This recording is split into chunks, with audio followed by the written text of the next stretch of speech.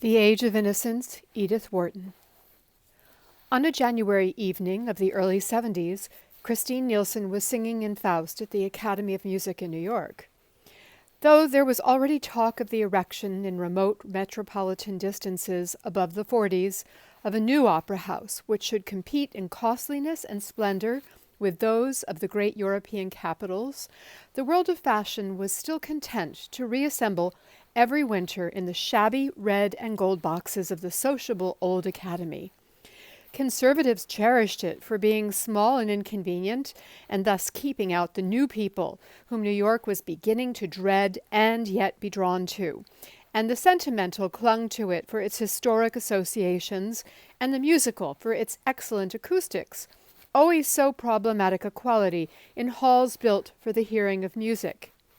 It was Madame Nielsen's first appearance that winter, and what the daily press had already learned to describe as an exceptionally brilliant audience had gathered to hear her, transported through the slippery, snowy streets in private broughams, in the spacious family landau, or in the humbler but more convenient brown coupe. To come to the opera in a brown coupe was almost as honorable a way of arriving as in one's own carriage, and departing by the same means had the immense advantage of enabling one, with a playful allusion to democratic principles, to scramble into the first brown conveyance in the line, instead of waiting till the cold and gin-congested nose of one's own coachman gleamed under the portico of the Academy. It was one of the great livery stableman's most masterly intuitions to have discovered that Americans want to get away from amusement even more quickly than they want to get to it. When Newland Archer opened the door at the back of the club box, the curtain had just gone up on the garden scene. There was no reason why the young man should not have come earlier, for he had dined at 7, alone with his mother and sister, and had lingered afterward over a cigar in the Gothic library with glazed black walnut bookcases and finial-topped chairs, which was the only room in the house where Mrs. Archer allowed smoking. But in the first place, New York was a metropolis, and perfectly aware that in metropolises it was not the thing to arrive early at the opera.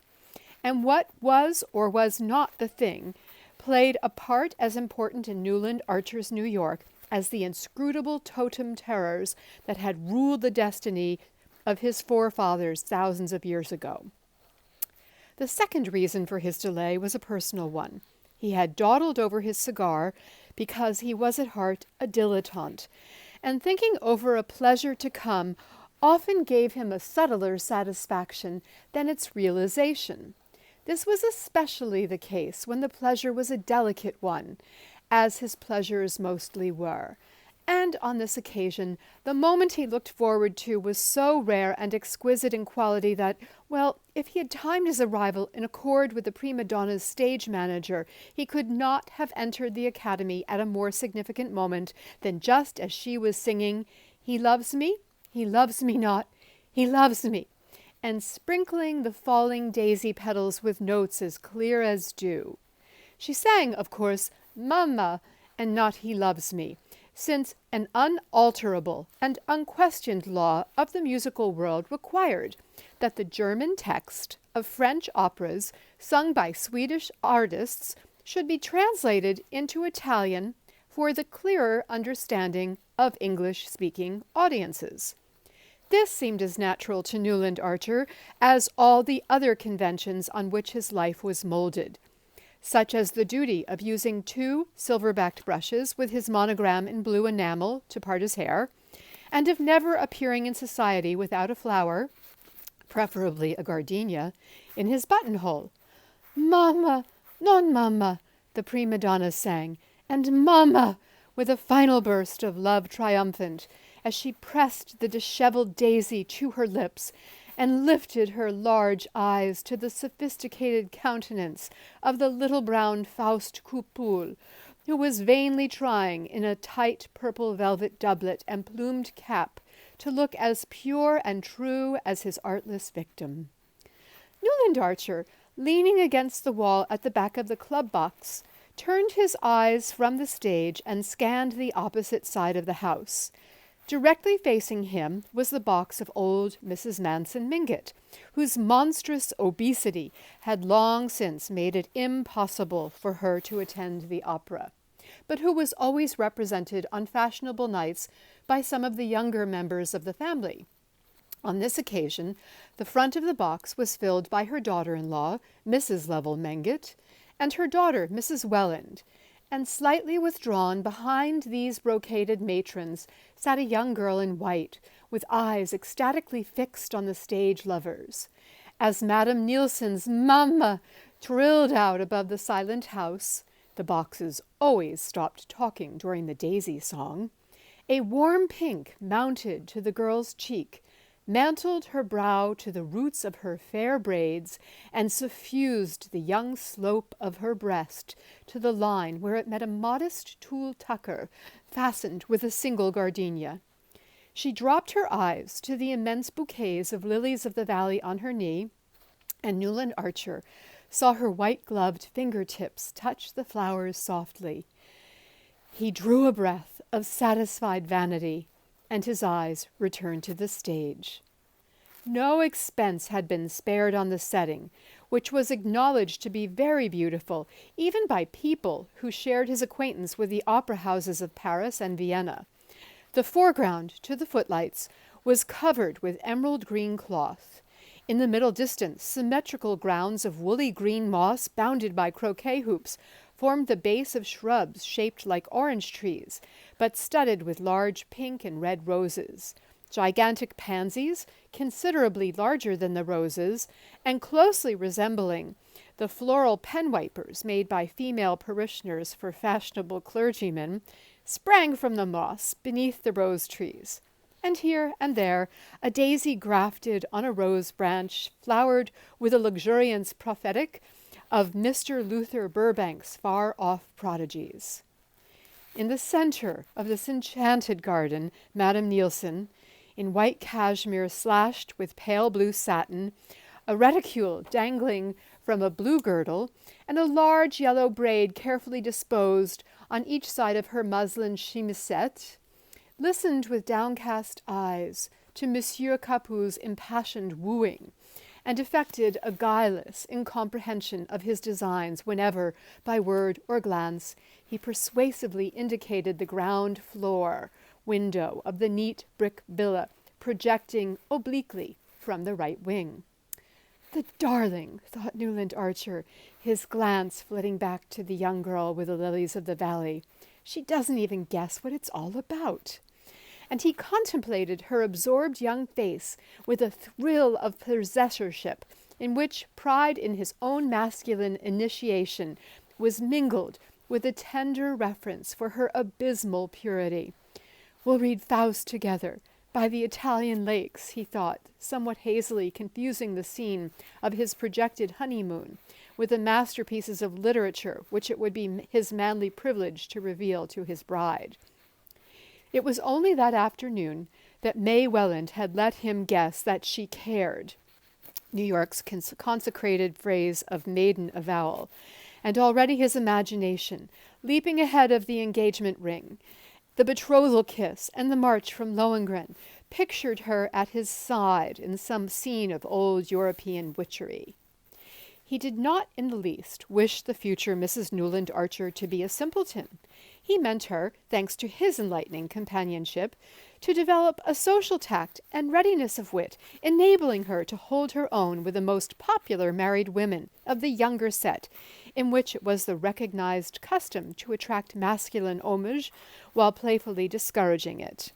If he had probed to the bottom of his vanity, as he sometimes nearly did, he would have found there the wish that his wife should be as worldly wise and as eager to please as the married lady whose charms had held his fancy through two mildly agitated years, without, of course, any hint of the frailty which had so nearly marred that unhappy being's life, and had disarranged his own plans for a whole winter. How this miracle of fire and ice was to be created and to sustain itself in a harsh world he had never taken the time to think out. But he was content to hold his view without analyzing it, since he knew it was that of all the carefully brushed, white-waistcoated, buttonhole-flowered gentlemen who succeeded each other in the club box, exchanged friendly greetings with him, and turned their opera-glasses critically on the circle of ladies who were the product of the system. In matters intellectual and artistic, Newland Archer felt himself distinctly the superior of these chosen specimens of old New York gentility. He had probably read more, thought more, and even seen a good deal more of the world than any other man of the number. Singly, they betrayed their inferiority, but grouped together they represented New York, and the habit of masculine solidarity made him accept their doctrine on all issues called moral. He instinctively felt that in this respect it would be troublesome, and also rather bad form, to strike out for himself. "Well, upon my soul!" exclaimed Lawrence Lefferts, turning his opera-glass abruptly away from the stage. Lawrence Lefferts was, on the whole, the foremost authority on form in New York. He had probably devoted more time than anyone else to the study of this intricate and fascinating question. But study alone could not account for his complete and easy competence. One only had to look at him from the slant of his bald forehead and the curve of his beautiful fair mustache to the long patent leather feet at the other end of his lean and elegant person, to feel that the knowledge of form must be congenital in anyone who knew how to wear such good clothes so carelessly and carry such height with so much lounging grace. As a young admirer had once said of him, "If anybody can tell a fellow just when to wear a black tie with evening clothes and when not to, it's Larry Lefferts." And on the question of pumps versus patent leather Oxfords, his authority had never been disputed. "My God," he said, and silently handed his glass to old Sillerton Jackson. Newland Archer, following Lefferts' glance, saw with surprise that his exclamation had been occasioned by the entry of a new figure into old Mrs. Mingott's box. It was that of a slim young woman, a little less tall than May Welland, with brown hair growing in close curls about her temples and held in place by a narrow band of diamonds. The suggestion of this headdress, which gave her what was then called a Josephine look, was carried out in the cut of the dark blue velvet gown, rather theatrically caught up under her bosom by a girdle with a large old-fashioned clasp. The wearer of this unusual dress, who seemed quite unconscious of the attention it was attracting, stood a moment in the center of the box, discussing with Mrs. Welland the propriety of taking the latter's place in the front right-hand corner. Then she yielded with a slight smile, and seated herself in line with Mrs. Welland's sister-in-law, Mrs. Lovell Mingott, who was installed in the opposite corner. Mr. Sillerton Jackson had returned the opera-glass to Lawrence Lefferts. The whole of the club turned instinctively, waiting to hear what the old man had to say. For old Mr. Jackson was as great an authority on family as Lawrence Lefferts was on form. He knew all the ramifications of New York's cousinships, and could not only elucidate such complicated questions as that of the connection between the Mingotts, through the Thorleys, and the Dallases of South Carolina, and that of the relationship of the elder branch of the Philadelphia Thorleys to the Albany Chiverses, on no account to be confused with the Manson Chiversons of University Place, but also could enumerate the leading characteristics of each family, as, for instance, the fabulous stinginess of the younger lines of Leffertses, the Long Island ones, or the fatal tendency of the Rushworths to make foolish matches, or the insanity recurring in every second generation of the Albany Chiverses, with whom their New York cousins had always refused to intermarry, with the disastrous exception of poor Medora Manson, who, as everybody knew, but then her mother was a Rushworth. In addition to this forest of family trees, Mr. Sillerton Jackson carried between his narrow, hollow temples and under his soft thatch of silver hair a register of most of the scandals and mysteries that had smoldered under the unruffled surface of New York society within the last 50 years. So far, indeed, did his information extend, and so acutely retentive was his memory, that he was supposed to be the only man Who could have told you who Julius Beaufort, the banker, really was, and what had become of handsome Bob Spicer, old Mrs. Manson Mingott's father, who had disappeared so mysteriously with a large sum of trust money less than a year after his marriage, on the very day that a beautiful Spanish dancer, who had been delighting thronged audiences in the old opera house on the Battery, had taken ship for Cuba. But these mysteries, and many others, were closely locked in Mr. Jackson's breast. For not only did his keen sense of honor, forbid his repeating anything privately imparted, but he was fully aware that his reputation for discretion increased his opportunities of finding out what he wanted to know. The club box, therefore, waited in visible suspense while Mr. Sillerton Jackson handed back Lawrence Lefferts's opera glass. For a moment, he silently scrutinized the attentive group out of his filmy blue eyes, overhung by old veined lids.